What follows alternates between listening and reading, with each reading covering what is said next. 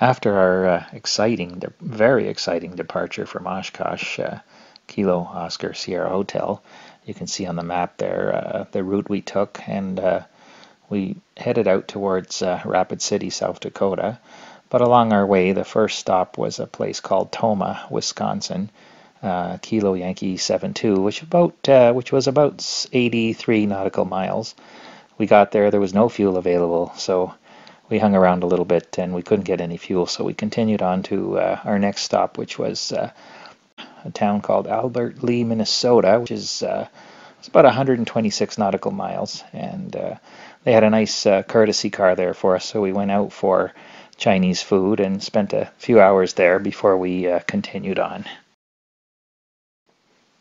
Our next leg of the journey was from Albert Lea, Minnesota to Sioux Falls, South Dakota, which was 147 nautical miles, and we landed there, and there were a bunch of Harrier-type jets all around us, which was kind of cool. So we spent the night there, and we had to leave early the next morning.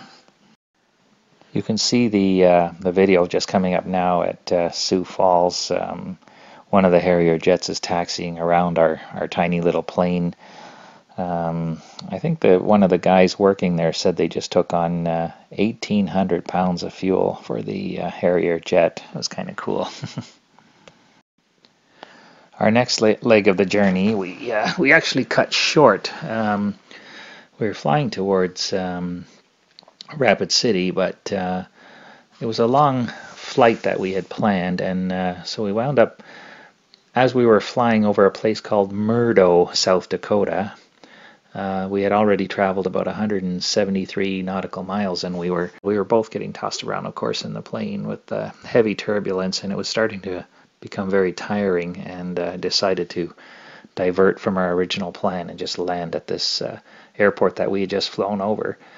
And it was pretty neat. They had a Pioneer Auto Museum there, so that was really good, because there was an awful lot of antique cars there, and I took a few pictures of them. The other thing that was really neat was there was no taxi service, no way to get from the airport into town, which was a few miles, and it was at least 100 degrees when we landed.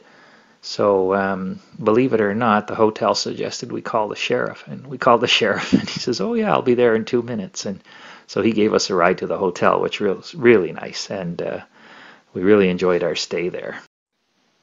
When we got to the Pioneer Auto Museum, it was quite spectacular. They also had a really nice restaurant there, and what was kind of cool was, if you look at this picture of the bill, even the bill was antique, so that was kind of neat. And it turned out to be quite the auto museum. There was an awful lot of cars, antique cars, motorcycles, all kinds of stuff.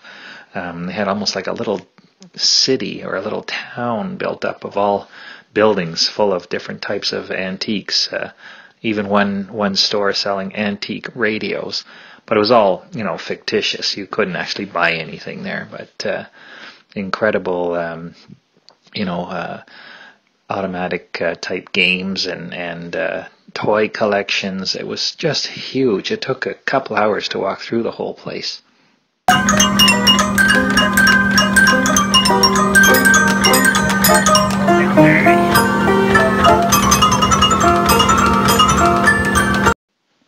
We spent the night in Murdo, South Dakota.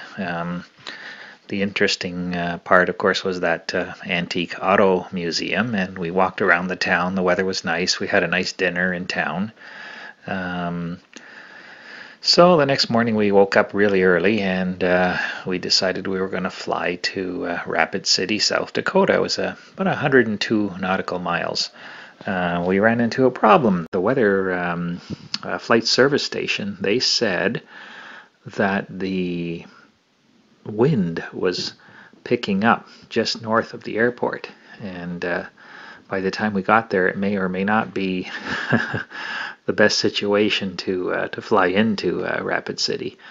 Anyway, so we debated and waited a while, and then we phoned back again, and the guy from the flight service station weather people said, "Well, if you leave right now, you should be okay." So we took off and we went to we headed out for Rapid City, and it was beautiful weather, nice and calm, nice and smooth.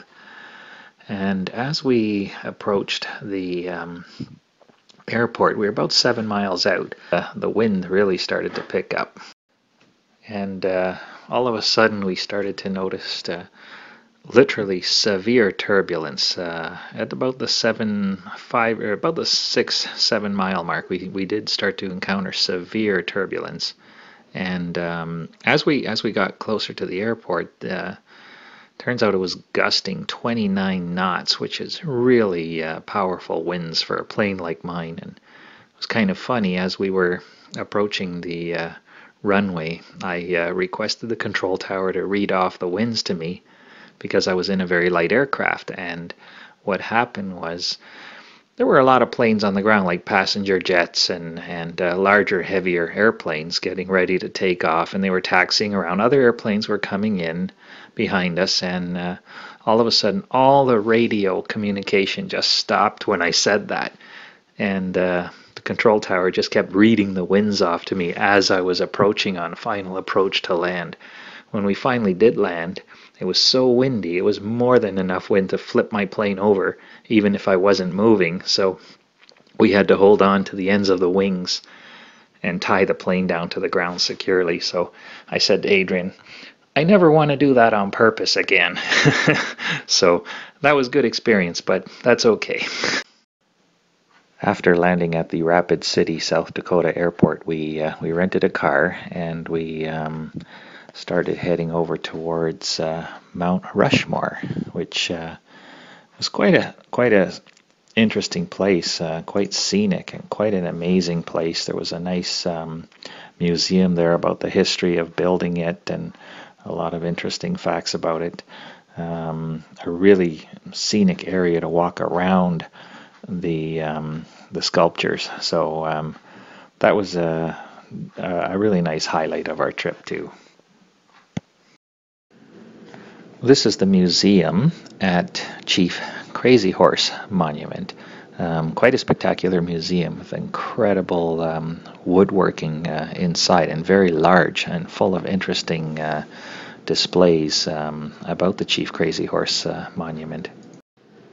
This is a picture of the monument itself. It's probably about 30% finished. It's been going on since the 1930s.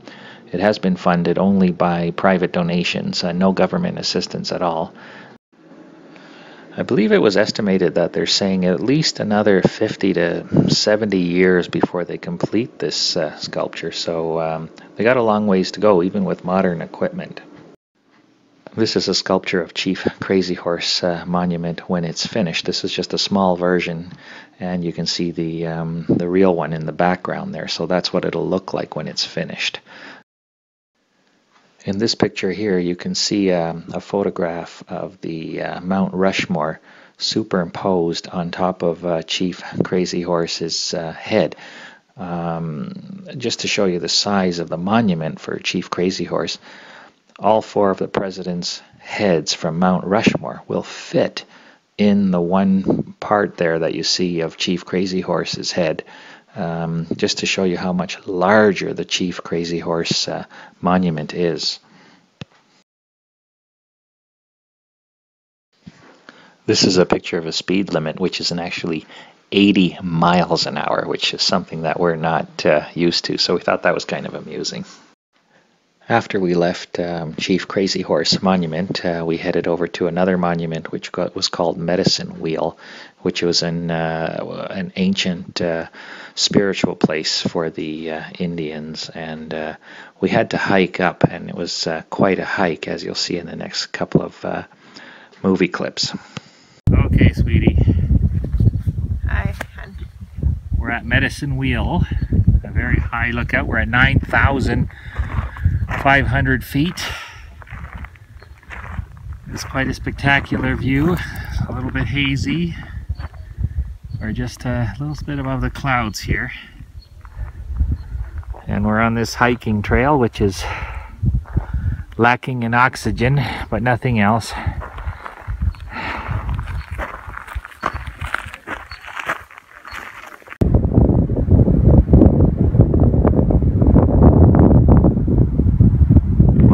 think, sweetie? I think we've just seen some of the most beautiful scenery on earth.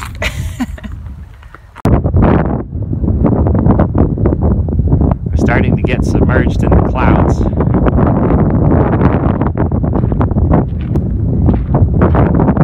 Coming in, the winds are picking up.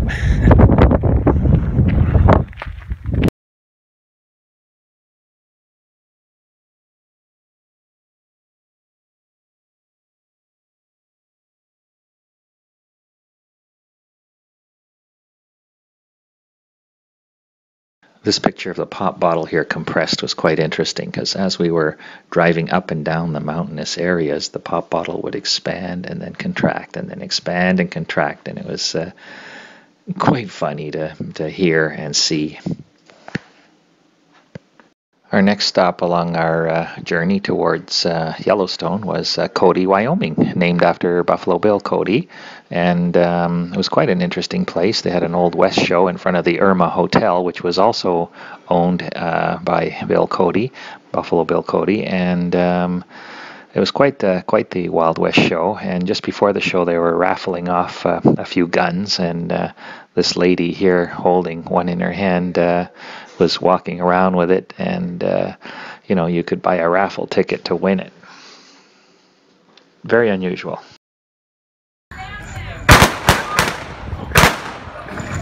Oh, they killed Sundance! Please, can't we all just get along? We need an undertaker. Where's Digger? Where's Dick?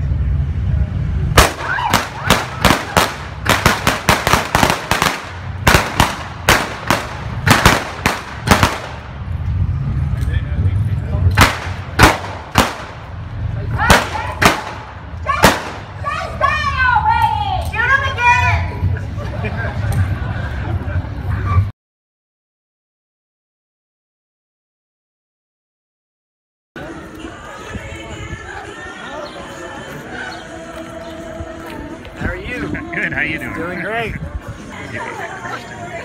Did it? I'm sure it did.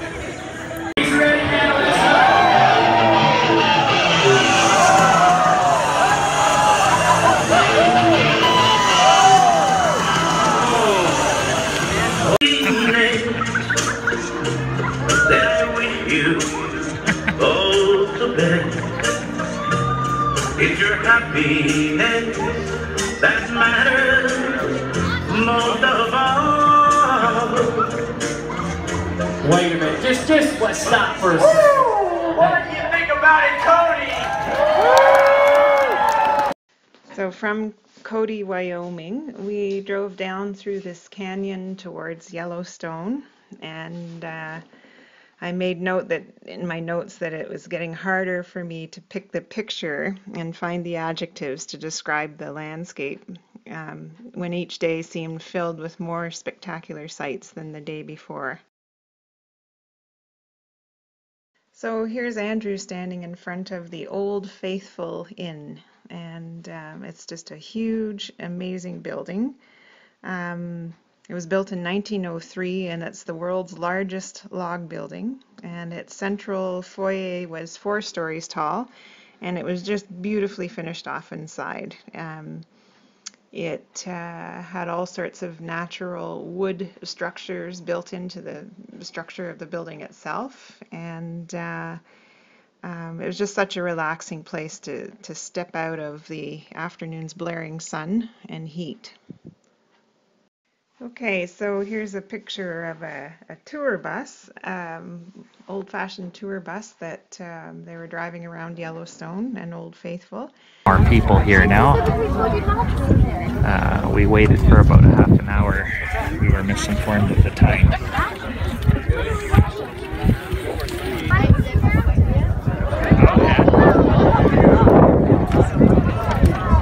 Well, here we are watching Old Faithful an hour later because of our miscalculations. Supposed to be due about 3 minutes ago.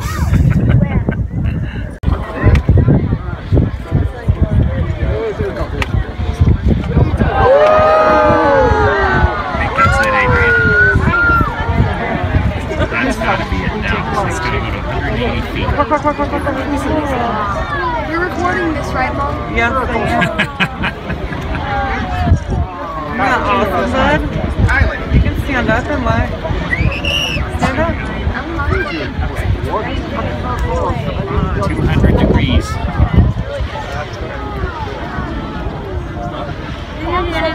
That's not 180 feet. Just making a video. That's unbelievable, eh? It is.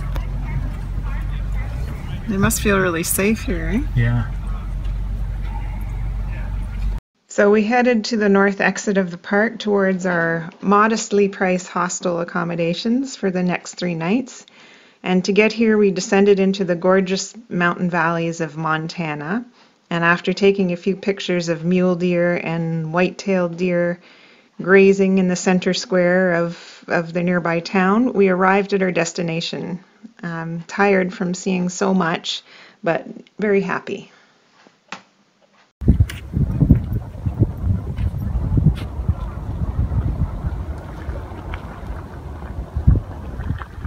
Pretty amazing. What do you think, sweetie? I've never ever seen anything like this before in my life. Didn't even get it. See? You gotta get through.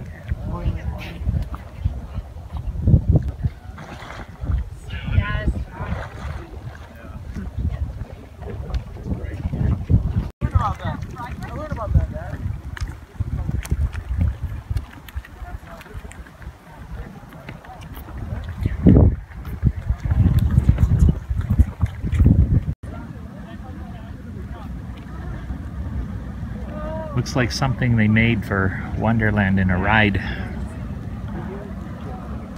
Disneyland.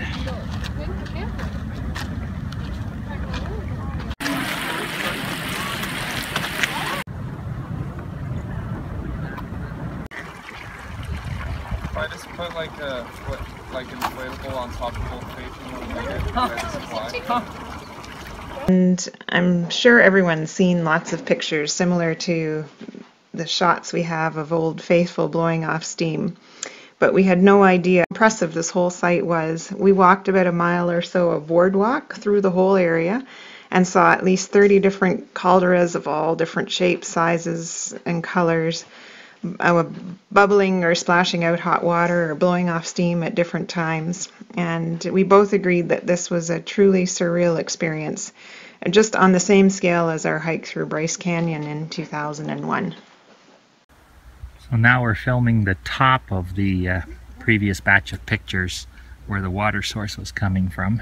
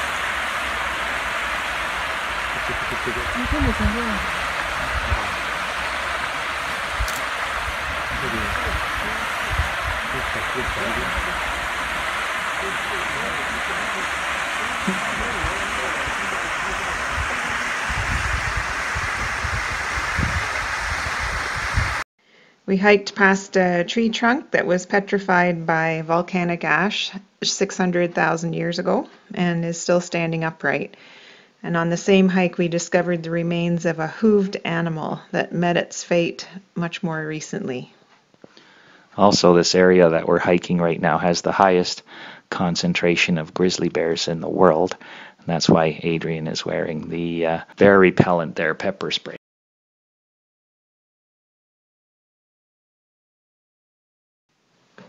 This area is the Grand Canyon of Yellowstone.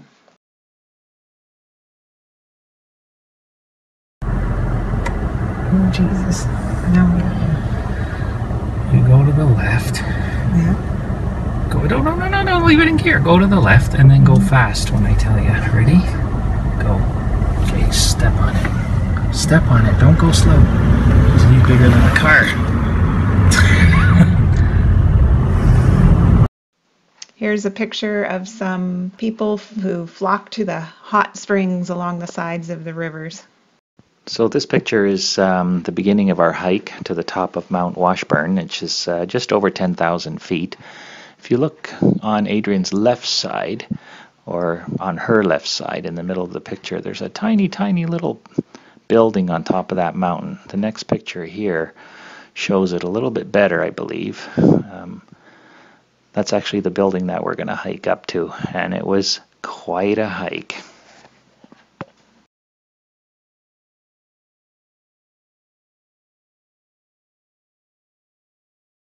Well, we're almost at the top. I'd say about another 10 minutes.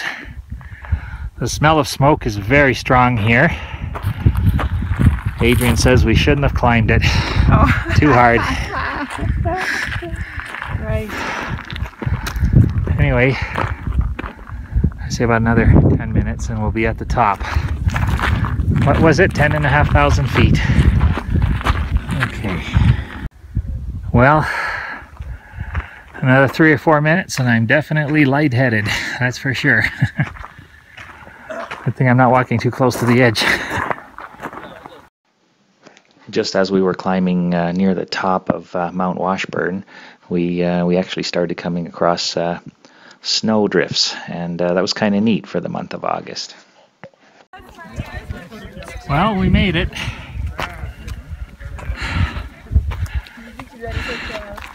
What do you think, Adrian?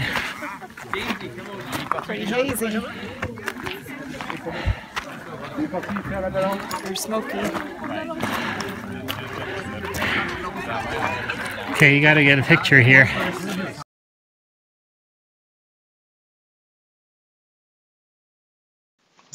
Next was the visit to Canyon Village, another fabulous park ranger station, visitor center, camping, food, and supply area. It was built in the 50s, and all interior spaces maintain the decor of the era.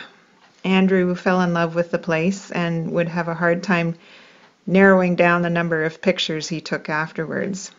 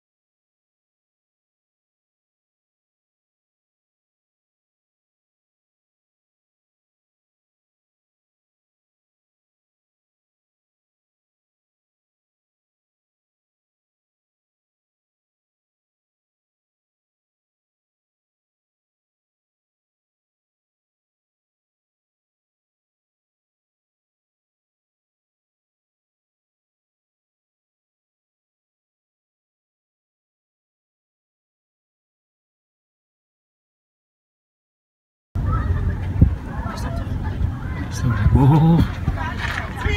Okay, keep going, keep going.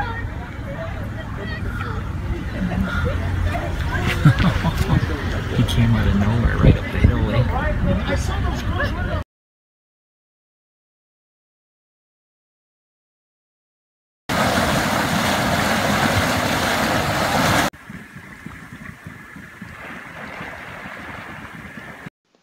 On our drive yesterday, we kept seeing these large digital road signs that said, "Arrive safe at Sturgis," and we were curious to know what Sturgis was. It turned out to be a 10-day Harley-Davidson motorcycle rally event and show, something to the same scale as Oshkosh. 500,000 bikers attend this event every year, and I think most of them descended upon Rapid City last night. Dinner in town was fun, loud, and very lively, bands playing at most venues. The city also featured brass statues of all American presidents on every downtown street corner, making it an interesting downtown core to walk through. Another courtesy car that we came across along our way home.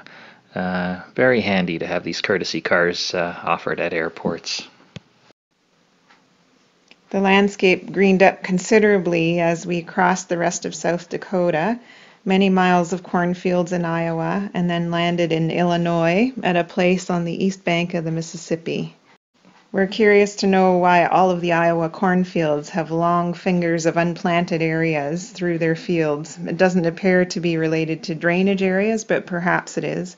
It certainly adds interest for those of us flying at lower altitudes. Well, that's the end of our slideshow, and thank you very much for coming along with us on our vacation, a brief portion of it.